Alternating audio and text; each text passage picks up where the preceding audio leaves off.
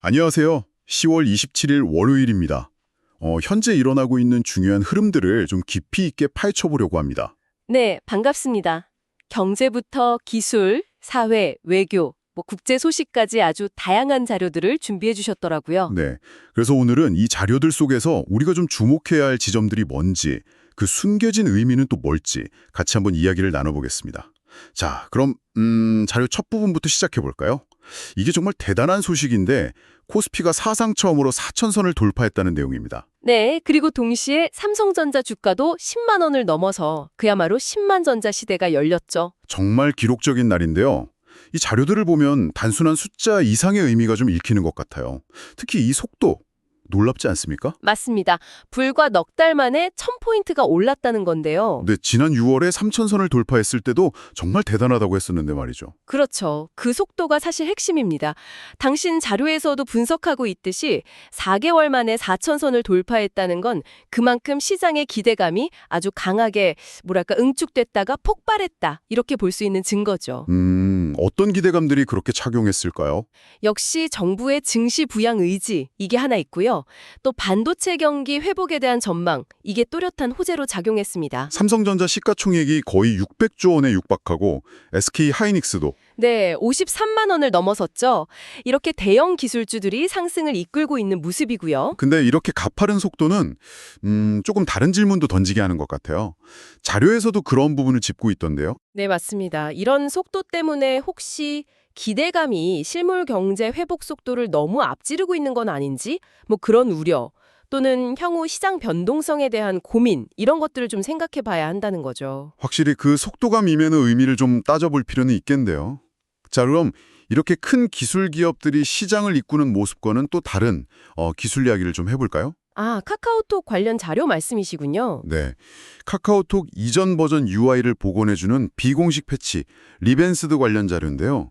이걸 만든 개발자가 서비스를 중단했다는 소식입니다. 네, 저도 그 자료 봤습니다. 이 자료를 보면서 저는 그 사용자들의 요구, 그리고 플랫폼 정책, 여기에 또 예상치 못한 외부 요인까지 충돌하는 모습이 상당히 흥미로웠어요. 정확히 보셨습니다.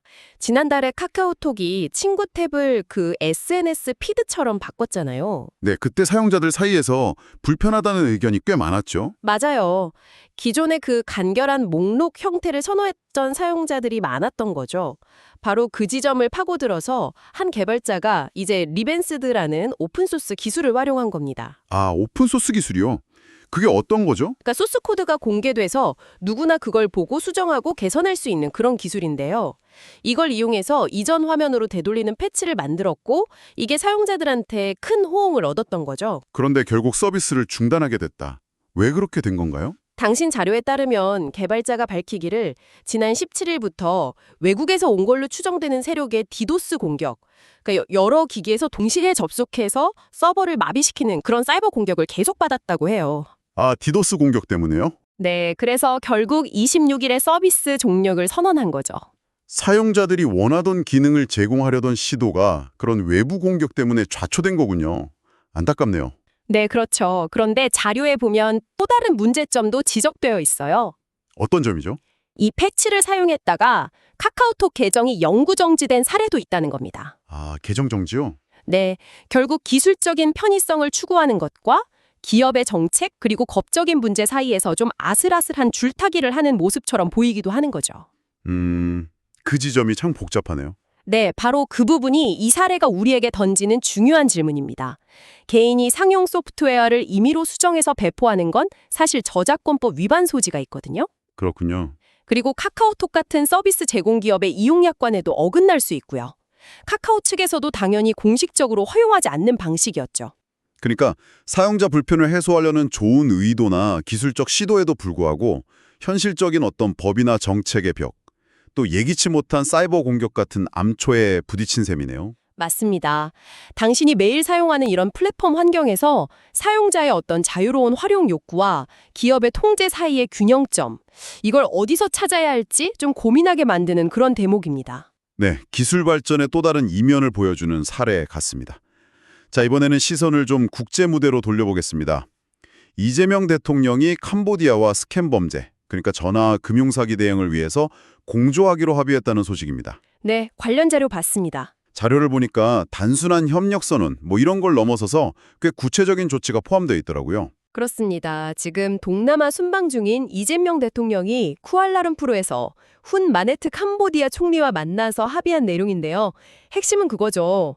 오는 11월부터 캄보디아 내에서 한국인을 대상으로 하는 스캠 범죄를 소탕하기 위한 코리아 전담반, 이걸 가동한다는 겁니다. 코리아 전담반이요? 네. 근데 여기서 특히 주목할 부분은 당신 자료에서도 강조하고 있듯이 우리 한국 경찰 인력이 직접 캄보디아 현지에 파견된다는 점이에요. 우리 경찰이 직접요? 네, 그래서 이 전담반 운영에 참여한다는 겁니다. 이게 단순 정보 교환 수준을 넘어서 우리 경찰이 현지 수사 활동에 직접 관여하게 되는 거죠. 와, 우리 경찰이 직접 파견된다는 건 상당히 이례적인 조치 같은데요? 그렇죠. 그만큼 우리 국민들의 피해가 신박하다는 어떤 반증으로 읽을 수 있겠습니다. 네, 실제로 피해가 신박하니까요. 맞습니다. 이 대통령도 회담에서 대한민국 국민들이 스캠 범죄 때문에 매우 예민하다, 이렇게 언급하면서 적극적인 협조를 요청했고요. 훈 마네트 총리 역시 한국인의 안녕은 최우선순위다, 이렇게 화답했습니다. 서로의 입장을 잘 이해하고 협력하기로 한 거군요. 네, 이게 결국 국경을 초월해서 점점가 교묘해지고 또 조직화되는 국제 스캠 범죄의 심각성, 그리고 여기에 맞서기 위한 실질적인 국가 간 공조가 얼마나 필요한지를 아주 잘 보여주는 사례라고 할 수 있습니다. 그러네요. 혹시 당신 주변에서도 이런 유형의 범죄에 대한 우려나 실제 피해 사례를 들어보신 적 있으신지요? 이게 단순한 금융 사기를 넘어서서 사회 전체의 불안감을 키우는 문제이기 때문에 이번 공조가 좀 실효성을 거둘 수 있을지 관심이 쏠립니다. 네, 정말 국가 간 협력을 통해서 실질적인 성과가 꼭 있었으면 좋겠습니다. 자, 이번엔 국내로 다시 돌아와서요. 우리에게 아주 익숙한 기념일 명칭 변경 소식을 한번 살펴보겠습니다. 5월 1일 근로자의 날이 62년 만에 노동절로 이름이 바뀐다는 내용입니다. 아, 네. 그 법안 통과 소식이 있었죠. 자료를 보니까 이게 그냥 이름만 바꾸는 게 아니라 꽤 오랜 논의와 또 역사적인 배경이 있더라고요. 네, 맞습니다. 국회 본회의에서 관련 법률안, 노동절 제정에 관한 법률, 이게 통과되면서 내년부터 공식 명칭이 노동절로 변경되는 거죠. 원래는 노동절이었던 거죠. 네, 당신 자료에 그 역사가 잘 정리되어 있는데요. 원래 1923년부터 주로 사회주의 진영을 중심으로 노동절, 그러니까 메이데이로 기념되어 오다가 1963년 박정희 정부 시절에 근로자의 날로 이름이 바뀐 겁니다. 아, 1963년에 바뀐 거군요. 왜 그때 근로자의 날로 바꿨던 걸까요? 그 근로자라는 용어 자체가 사실 일제강점기부터 노동력을 좀 관리하고 통제하는 그런 맥락에서 사용되었다는 지적이 있고요. 또 부지런히 일한다라는 의미가 약간 뭐랄까 시혜적이거나 노동자의 주체성을 좀 희석시킨다는 비판이 꾸준히 제기되어 왔었습니다. 그렇군요. 근로라는 단어에 그런 역사적, 사회적 함의가 있었군요. 그럼 노동절로 다시 돌아가는 건 어떤 의미를 좀 더 강조한다고 볼 수 있을까요? 아무래도 노동자의 어떤 주체적인 권리, 그리고 노동 그 자체의 가치를 보다 명확히 드러내자는 그런 취지겠죠. 노동이라는 단어가 갖는 적격성, 그리고 역사성을 복원함으로써 62년 전에 변경됐던 명칭을 바로잡는다. 이런 상징적인 의미가 상당히 큽니다. 의미가 깊네요. 네, 그리고 고용노동부에서는 여기서 한 걸음 더 나아가서 노동절을 아예 법정 공휴일로 지정하는 방안까지도 검토 중이라고 하니까요. 아, 법정 공휴일 지정까지요? 네, 그래서 이 변화가 단순히 이름표를 바꾸는 걸 넘어서 정말 노동에 대한 우리 사회의 인식을 좀 변화시키는 계기가 될지 그 부분을 좀 지켜볼 필요가 있습니다. 당신이 주목하신 것처럼 정말 단어 하나에 담긴 역사와 사회적 무게를 다시 생각해보게 하는 그런 흥미로운 변화입니다. 네, 언어가 시대를 반영하기도 하고 또 시대를 이끌어가는 힘을 보여주는 사례 같다는 생각도 드네요. 자, 다시 경제 현안으로 좀 넘어가 보겠습니다. 이번에는 한국과 미국 간의 무역 협상 관련 소식인데요. 아, 그 투자 패키지 문제 말씀이시죠? 네, 맞습니다. 자료에 따르면 핵심 쟁점인 3,500억 달러 규모의 대미 투자 패키지 협상이 여전히 좀 난항을 겪고 있다는군요. 네, 이재명 대통령이 블룸버그 통신과의 인터뷰에서 직접 언급한 내용이 당신 자료에도 포함되어 있더라고요.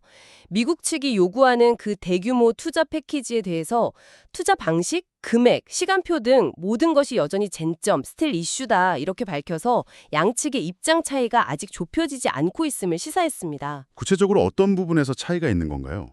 현재까지 알려진 내용을 좀 종합해보면요. 미국은 8년간 매년 200억 달러씩 총 2천억 달러 규모를 투자하라고 요구하고 있습니다. 근데 여기서 중요한 건 그걸 현금으로 투자하라는 거예요. 아, 현금으로요? 그 조건이 좀 까다로운데요? 그럼 우리 입장은 어떤 거예요? 우리 측은 10년간 매년 150억 달러씩 총 1,500억 달러 투자를 제시한 것으로 전해집니다. 근데 이 1,500억 달러가 현금인지 아닌지 여부도 좀 불확실하고요. 액수 차이도 꽤 크고 거기에 현금 투자라는 조건까지 붙었다면 이거 협상이 정말 쉽지는 않겠는데요. 근데 이 투자 패키지가 왜 이렇게 중요한 협상 카드가 된 거죠? 이게 그 미국이 한국산 자동차 같은 품목에 부과하려고 했던 고율 관세 있잖아요. 그걸 유예하는 조건과 연계되어 있기 때문입니다. 아, 관세 문제랑 연결되어 있군요. 네, 그러니까 우리 주력 수출 산업에 명운이 걸린 문제라고도 할 수 있죠. 트럼프 행정부의 그 보호무역주의 기조 속에서 이 투자 약속이 일종의 안전판 같은 역할을 해왔는데 그 세부 조건을 둘러싼 양국의 줄다리기가 계속되고 있는 그런 상황입니다. 정말 중요한 문제네요. 네, 그래서 이 모든 상황이 결국 가리키는 건 하나입니다. 바로 이번 주 29일과 30일 경주에서 열리는 아시아 태평양 경제협정체 APEC 정상회의죠. 아, 에이펙 회의요? 네, 여기서 예정된 이재명 대통령과 트럼프 미국 대통령의 정상회담이 이 교착 상태를 풀 수 있는 아주 중요한 분수령이 될 가능성이 높습니다.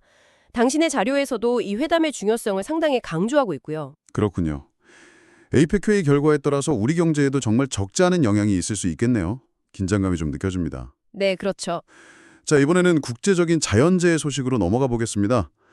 허리케인 리사가 카리브해 지역을 위협하고 있다는 소식인데요. 그 위력이 상당하다고 하네요. 네, 미국 국내 허리케인 센터 NHC의 최신 정보를 보니까요. 허리케인 리사가 이미 3등급에서 4등급으로 세력을 키웠다고 합니다. 그리고 곧 자메이카에 상륙할 것으로 예측되고 있고요. 4등급만 해도 엄청난 위력 아닌가요? 네, 맞습니다. 4등급 허리케인만 해도 정말 엄청난 파괴력을 갖는데 상륙 직전에는 세력이 더 강해져서 최고 등급인 5등급으로 격상될 가능성까지 제기되고 있습니다. 5등급이요? 와, 네, NHC 부소장도 자메이카의 상황이 급격히 악화될 것이라면서 철저한 대비를 촉구했을 정도입니다. 강력한 바람은 물론이고 폭우나 치명적인 해일까지 동반할 수 있어서 정말 큰 피해가 우려되는 상황입니다. 아, 정말 걱정되네요. 당신께서도 이런 기후변화 관련 소식들을 접하시면 좀 어떤 생각이 드시는지요? 이게 지구 반대편의 일이지만 점점 더 강해지고 또 잦아지는 이런 극한 기상현상들이 더 이상 우리와 무관하지 않다는 그런 경각심을 좀 갖게 되는 것 같아요. 네, 정말 걱정스러운 소식입니다. 부디 피해가 최소화되기를 좀 바라야겠습니다. 자, 오늘 다룰 마지막 소식인데요. 앞선 소식들하고는 분위기가 조금 다릅니다. 제주도의 가을 관광이 활기를 띠면서 일일 방문객 수가 연이어 최고치를 경신하고 있다는 좀 긍정적인 소식입니다. 아, 네. 그 소식 저도 봤습니다. 반가운 소식이더라고요. 자료를 보니까 숫자가 꽤 인상적이던데요. 그렇습니다. 제주특별자치도가 제공한 자료를 보니까요. 지난 10월 24일 하루에만 제주를 찾은 사람이 52,145명에 달해서 올해 최고 기록을 세웠다고 합니다. 하루에 5만 명이 넘게요. 대단하네요. 네. 근데 더 놀라운 건 이게 이달 들어서만 벌써 세 번째 기록 경신이라는 점이에요. 와, 정말 많은 분들이 가을 제주를 찾고 있군요. 네, 완연한 가을 날씨 속에서 단풍이나 여러 가지를 즐기려는 국내외 관광객들이 제주로 몰리고 있는 거죠.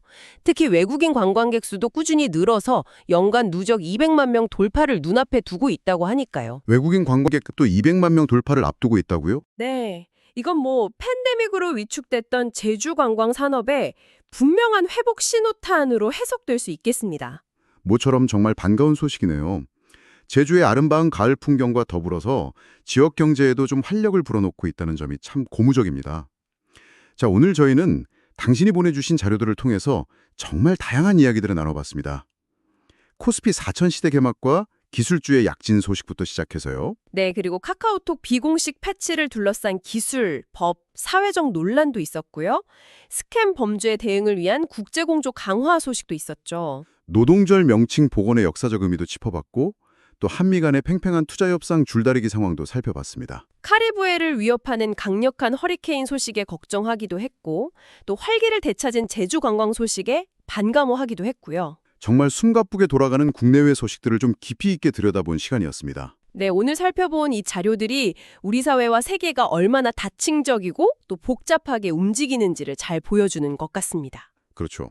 한편에서는 경제 지표가 최고치를 경신하면서 환호하는데 또 다른 한편에서는 기술 플랫폼과 사용자 간의 갈등이 벌어지고 있고요. 국경을 넘는 범죄에 맞서기 위한 협력이 이루어지는 동시에 또 무역을 둘러싼 국가 간 갈등은 여전하고요. 네. 자연의 위협이 닥쳐오는 가운데 또 다른 곳에서는 지역 경제가 활력을 찾는 모습도 목격했습니다. 이 모든 조각들이 서로 얽히고 설켜서 지금 이 순간을 만들어가고 있는 거겠죠. 네, 정말 그렇네요. 자, 그럼 마지막으로 당신께 이런 질문을 하나 던지면서 마무리해볼까 합니다. 네, 어떤 질문이신가요? 오늘 저희가 살펴본 자료 속에는 삼성전자 같은 거대 기술 기업이 주도하는 아주 눈부신 시장 성장이 있었고요. 또 다른 한편에서는 카카오톡이라는 또 다른 거대 플랫폼을 사용자의 필요에 맞게 좀 수정하려던 개인의 시도가 여러 장벽에 부딪히는 모습이 공존했습니다. 네, 그 두 가지 사례가 있었죠. 당신의 일상에서 매일 마주하는 이 기술 환경 속에서요. 이처럼 거대 기업 중심의 혁신과 또 사용자 혹은 개인 개발자의 자발적인 시도와 도전이 함께 나타나는 현상. 이게 앞으로 우리 사회와 기술의 미래에 어떤 의미를 던진다고 생각하시나요? 한번 좀 곱씹어 볼 만한 질문인 것 같습니다. 상당히 중요한 질문이네요. 생각해 볼 거리를 던져주시는군요. 네, 오늘 저희와 함께 해주셔서 감사합니다. 오늘의 이야기들이 당신의 생각에 새로운 질문과 또 영감을 더했기를 바랍니다.